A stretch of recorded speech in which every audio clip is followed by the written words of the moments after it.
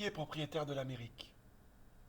Si tu pars en Amérique, autant dire nulle part, peut-être penseras-tu à Cabeza de Vaca, hardi conquistador qui, par fortune de guerre et concours de son âme, se sépara de Cortés, trop affairé par l'or de Moctezuma, et se retrouva nu, esclave, puis finalement homme médecine des Amérindiens. Si tu pars en Amérique, autant dire jamais, peut-être penseras-tu à Jacques Cartier, à Cavalier de la Salle, ou au chef sioux, cruel et sentimental, Aguipa Guétin, qui tua un ours et fut un fameux danseur de médecine.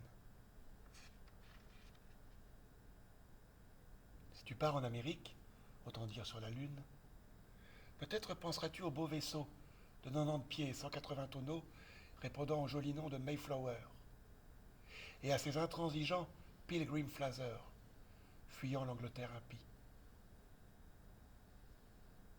Si tu pars en Amérique, autant rêver, peut-être penseras-tu à Pierre Minuit, calviniste wallon réfugié aux Pays-Bas, qui au nom de la Compagnie néerlandaise des Indes occidentales acheta l'île de Manhattan aux Indiens Manatés pour 60 florins néerlandais et fonda Nieuw Amsterdam, ancêtre de New York.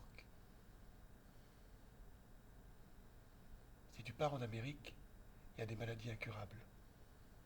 Peut-être penseras-tu à Toussaint Louverture, ancien esclave, fils de Gaou des Guénons, prince africain du Bénin, à l'origine de la première république noire du monde, et qui mourut misérable au fort de Joux, dans le rude climat du Doubs.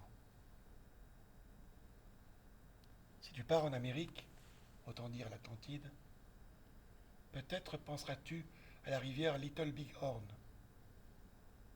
où le général Custer et 267 de ses hommes périrent mutilés et scalpés face à une coalition de Sioux et de Cheyennes menée par Hunkpapa Sitting Bull, Crazy Horse et Lem Whiteman.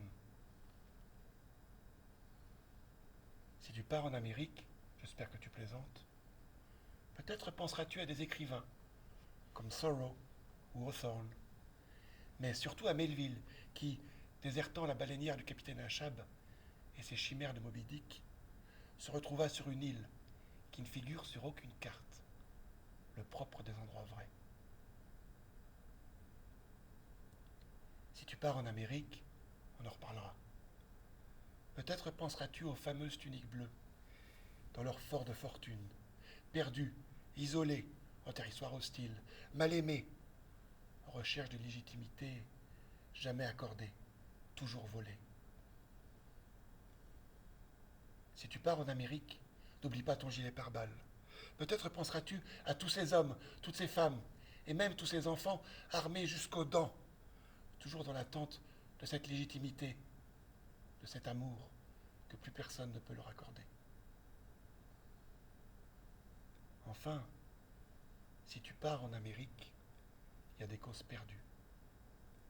Peut-être penseras-tu au chef amérindien Seattle qui, au président des États-Unis, désirait lui acheter sa terre, répondit: comment pouvez-vous acheter le ciel, la chaleur de la terre, si nous ne les possédons pas? La fraîcheur de l'air et le miroitement de l'eau, comment pouvez-vous les acheter? La terre n'appartient pas à l'homme, c'est l'homme qui appartient à la terre. Cela, nous le savons. Hommage aux hommes rouges, 2018, Martin Riland.